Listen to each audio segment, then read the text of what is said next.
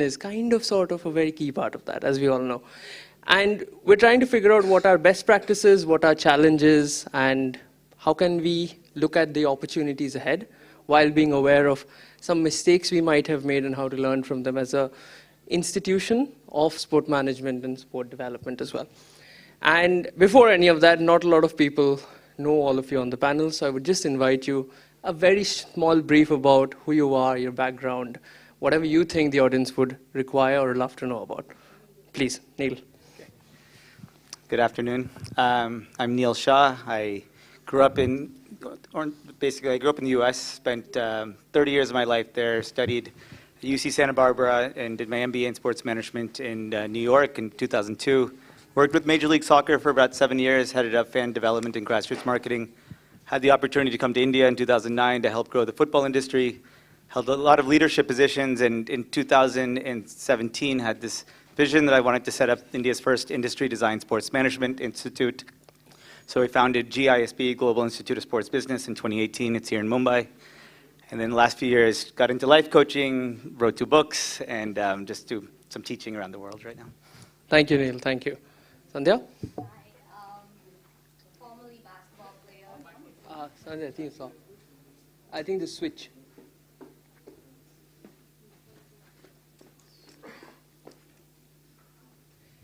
Usually nowadays it's the mute button for me, but good to see that the old tech problems still exist. Please, Sandhya. Okay, hi, I'm Sandhya Manjunath. Formerly a basketball player. I played for the state of Karnataka, represented my state 35 times at the national level, and then I stopped there being a player and moved on to being a manager. And that's when I worked the FIBA games and all the World Cup qualifiers and things like that in 2017, and that's when I realized this random person from New Zealand told me, hey, you have great potential. Can you come teach my kids in New Zealand? And I'm like, what? And that's where things changed for me. I moved to the United States, got my master's and PhD, continued coaching there. So I do wear a lot of caps back in the United States, formerly a basketball coach, and now an assistant professor at James Madison University. So that's me. Thank you. Hi, good afternoon, everyone. I'm Meena Barot.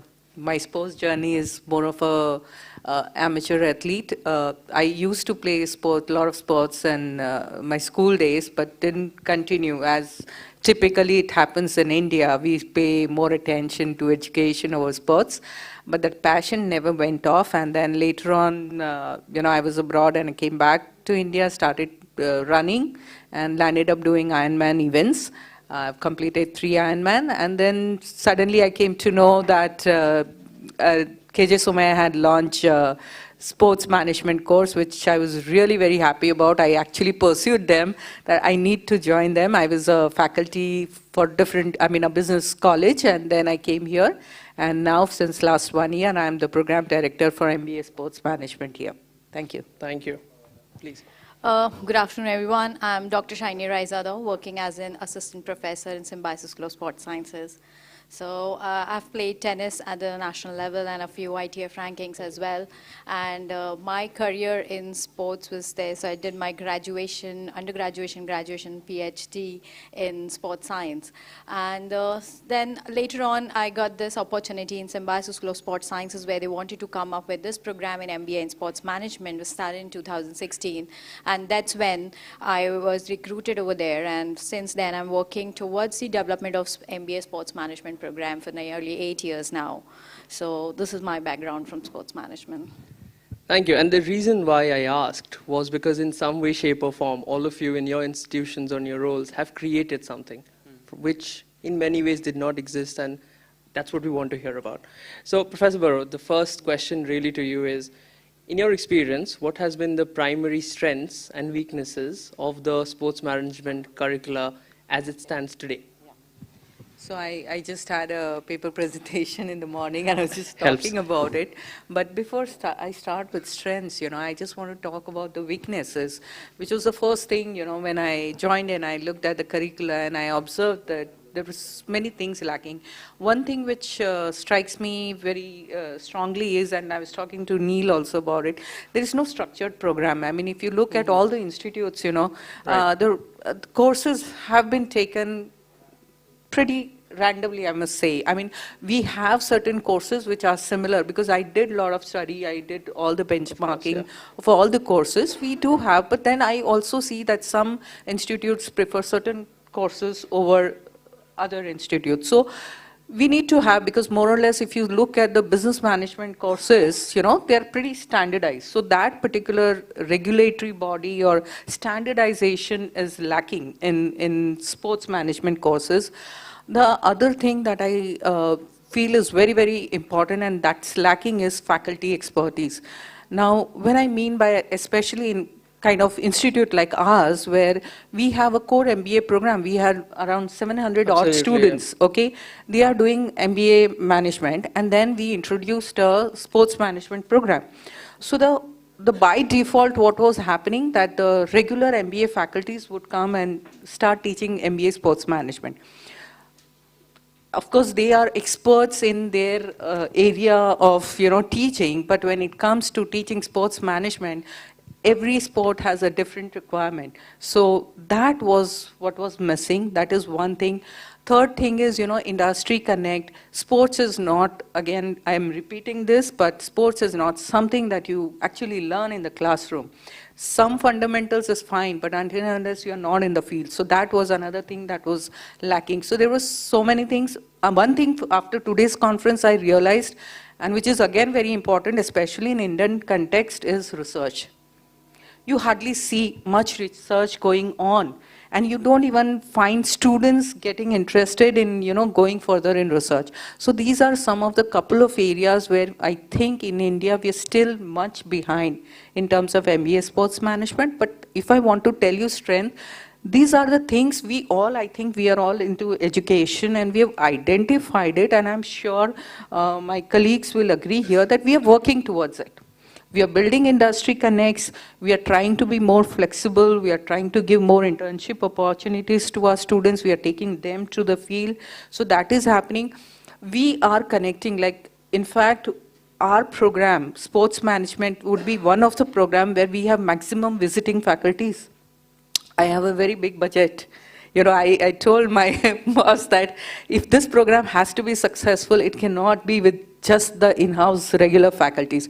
So I do have a lot of visiting faculties, and all the visiting faculties are the people who are from the industry. We call them who are actually practicing in the sports industry.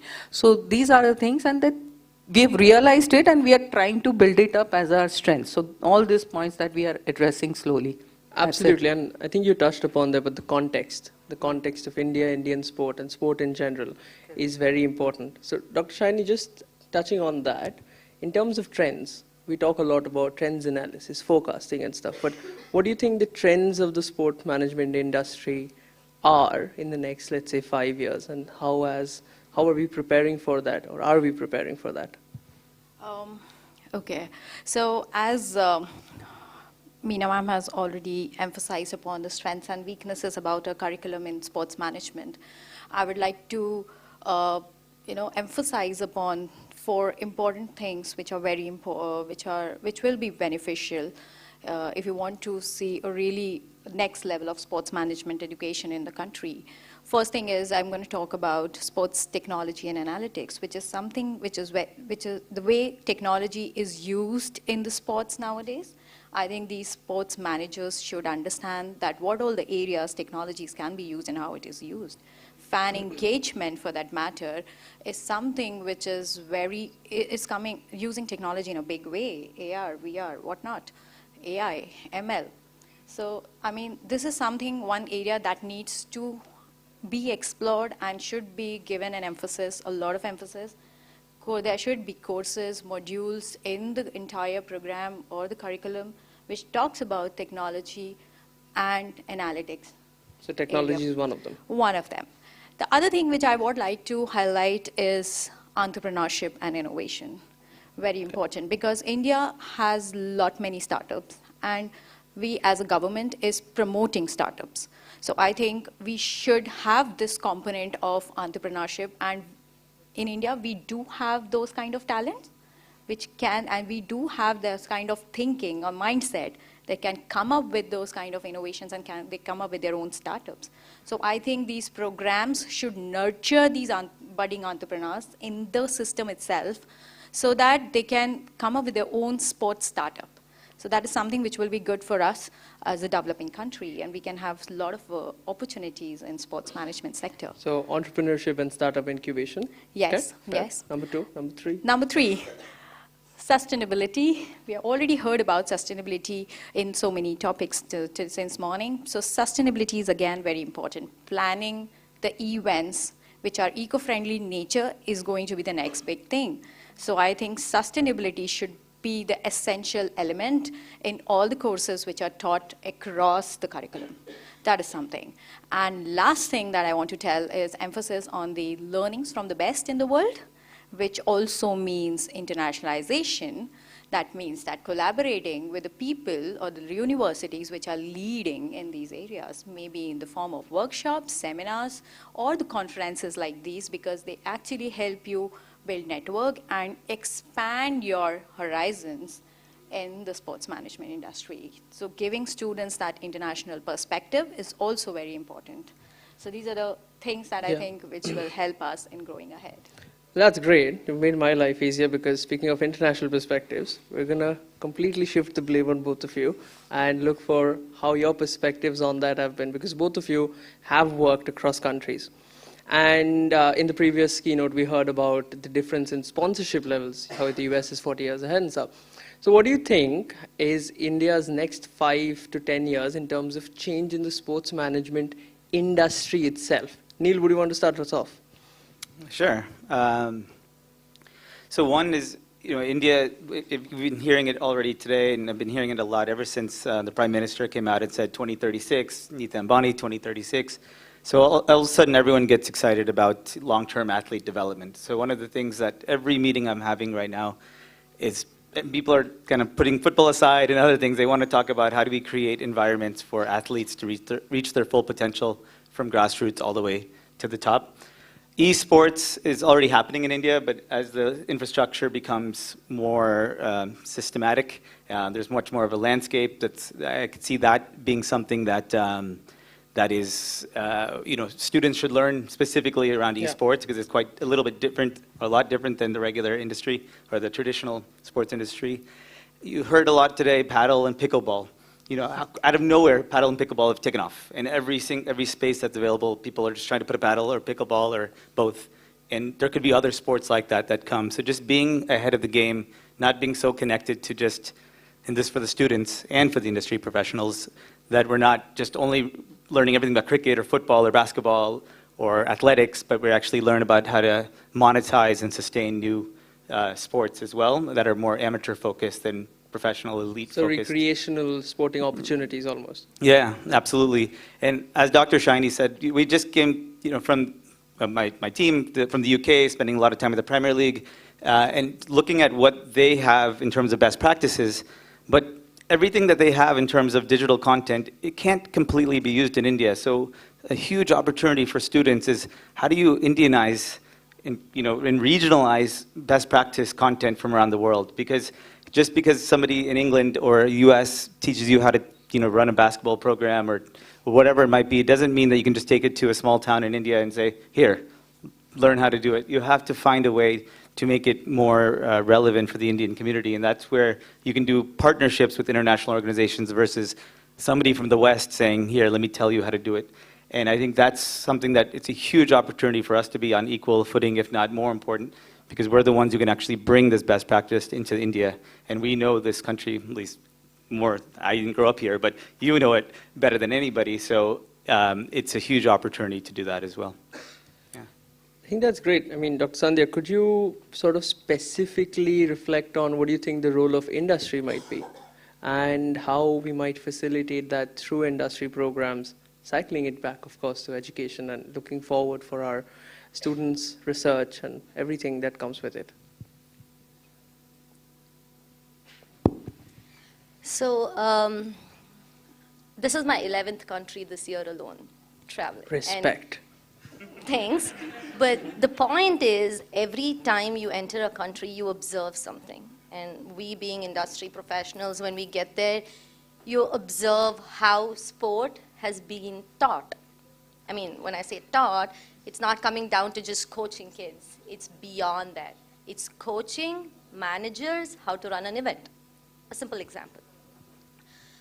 Every country that I've visited this past year, there is a flavor where, just like Neil rightly mentioned, that they customize it to how they want it. With India, we're looking towards the West. We're learning from them, absolutely. We have delegates from all over the world. We're learning from them to implement it here. But he rightly said, you can't bring it and give it to them. It's not going to work like that. We have to modify it, customize it to the Indian sport industry. Now, let's take the students here for a good example. We are telling them the curriculum has to be this. We are telling them we have to modify the curriculum to match the industry standards. We are preparing them for the industry. What is in the curriculum? Where's the textbook? Are we learning from the West? We have to create it. That circling back goes into innovation, entrepreneurship. We create our own database. We create our own standards of teaching. We create our own learning methodologies. I mean, this is my concept as an educator. You teach somebody something, they're going to learn it. But if you involve them, they're going to learn faster. They're going to learn better. So in my morning presentation, I talked about how we have the sport product in India. We have the professional leagues. We do have a lot of money in here. One of our richest teams is here, the Mumbai Indians. So we have the money, we have the knowledge, we have the creativity. We just need to believe and start creating our own models. Of course, taking references and relevances and inspirations from across the world. But I think we have it in us to take this forward instead of constantly looking for something else from someone else. 5 years down the lane, if we all stick together, people in this room, trust me, we have a different India, a new face for Indian sport industry. I mean, I couldn't agree more, because a lot of my research, when we look at cross-cultural, I've been privileged to work with several coaches, stakeholders from across the world, and they all say the same thing in terms of, yeah, we know that, but we have to make it a bit us. So I think making it a bit us is a good way to sort of ask my next question as well. Neera, I'm going to plagiarize from you. You said Indianize. So, challenge for all of our panelists as we close almost is, in your creative, almost radical idea, as crazy as it could be, what could be one thing which, if we Indianize in sport management context, in the sport management curriculum context, will give us the most bang for our buck, quite literally?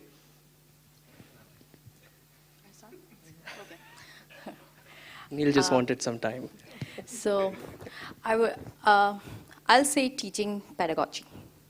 How? That is something which can be Indianized, like in terms of, because I think the foundations, because as Dr. Sandhya rightly mentioned, we do not have the books.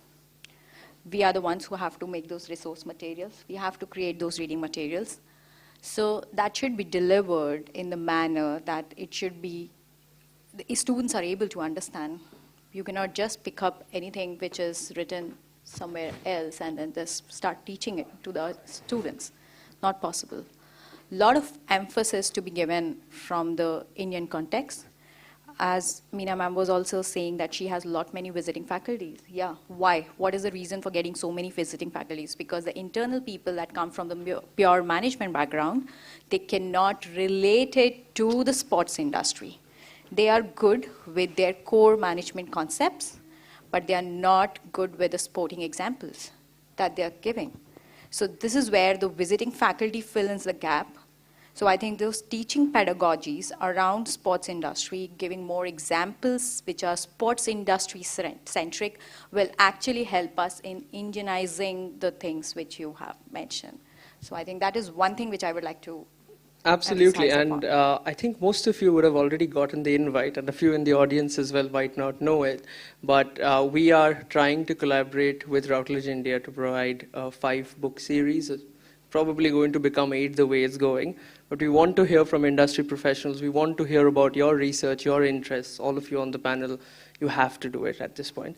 But we want to do that, and that Indianization is, I personally think, is also about language and the subcultures of India, because there are so many different parts and peoples of India that we can't just have a blanket idea of what is happening within there as well. Completely understand, and thank you for that, Professor Barot. I mean, I totally agree with what Dr. Shaini is saying, and you really brought out that very good thing. You don't find books, especially with Indian examples, and we are so huge in sports, especially in cricket. But still, if I go for looking for case studies, with proper case studies, it's very difficult to find. And then we land up, talking about NBAs and MLBs and all that. But what really matters is where we are missing out. And here, even we are trying to make an effort. We are reaching out to the industry people, and we are asking them, actually requesting them, you have any case problems, please share with us, let us work, we'll create a case study out of it. But we also expect, the industry people also to be more open about it and, kind of collaborate with educational institute. And I think it will be a very give and take situation where both of us will be benefiting out of it. The rising tide and all boats. Yeah. Perfect. Please. Indianize. I would say we have to Indianize the stakeholders of the sport industry. To elaborate on my statement, when I say stakeholders, anybody who is benefiting from the sport industry is considered a stakeholder. You, me, everybody in the audience, an athlete, the athlete's parents, sport agents, and everybody is a stakeholder here. And if we all try to Indianize ourselves, and for example, if I'm an employer, I want to hire somebody, I'm going to look for an Indian sport management professional. I know it's hard to find someone like that given our curriculum is still in the developing stage, but I can pick them up, train them, and then now they're ready to train somebody else in the next couple of years. So I would say I would Indianize my manpower, Indianize my stakeholders. I think that'll put a lot of us in the right spots that we have to be in for the development of our curriculum. Education. So it comes down to human resource, essentially. Yes, yes. We are at a management conference. Yeah. So I thought how to summarize all of that would be all of the stakeholders who sometimes might be at conflict with each other as well, with the larger vision at play on that. Neil. Yeah, I'm very proud of what we did with GISB in 2018. So that was kind of like my intention to Indianize sports management education. And I feel like it's opened up the doors for many other similar institutes to start. But I'll take it from a recent example. In the UK, with my colleague, his daughter just started studying at King's College artificial intelligence. And so we went out to dinner with her, and we're asking, how is it? You have these great professors teaching AI at the top university in UK, in London.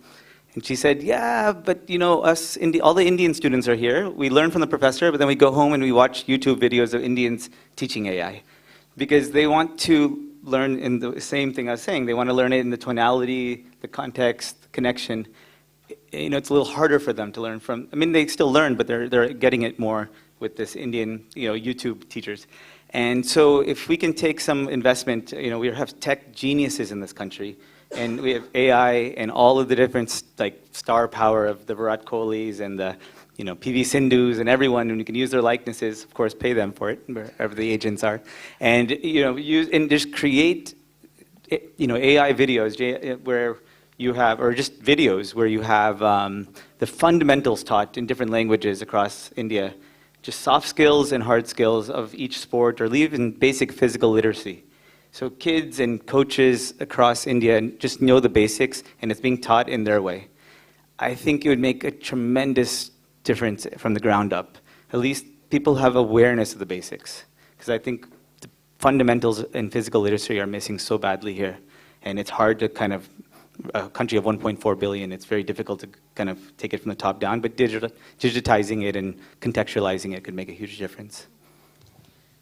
Just to add on, Dr. Christos rightly mentioned early this morning saying, hey, we have the responsibility. He looked us straight in the eye and he told us we have that responsibility. So if you ask me about Indianizing things, or a matter of fact that who is going to take responsibility, what are we waiting for? Expecting somebody from elsewhere to come teach us how to do things, or step up? And it's okay if we do it wrong once, twice, 1 year, 2 years. Step up and take the risk, and then we can move forward. So I think, in my opinion, it's us. Absolutely. And I think a general theme has been to look at our systems and processes, one, to look at what is missing. I think all of you have done a fantastic job pinpointing that and putting in human-based systems, human resources-wise, education pedagogy-wise, utilizing tech from that perspectives. I think not forgetting industry and employability from that thing as well. I think that's where that cycle then hopefully goes in, because if someone's been taught by someone from industry, they go into industry 5 years later, they might be like, hey, that was pretty cool, I'll do the same thing, and things like that. I think that's amazing. Thank you so much. We'll have to close here. Could you have a round of applause, please? Thank Thank you. you. Thank you. We have time for one audience question. Does anyone want to ask our panelists something? I'm thinking, but it might be extra provocative.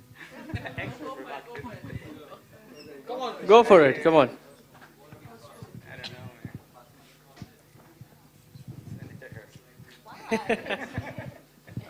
Listen, I'm not, just we can stop that. Yeah. I'm not sure about that. I'm telling you this from the beginning. Now, if we consider sport as an institution, okay, with its own rules and norms and regulations, so these institutions change with some pressures coming from the external environment.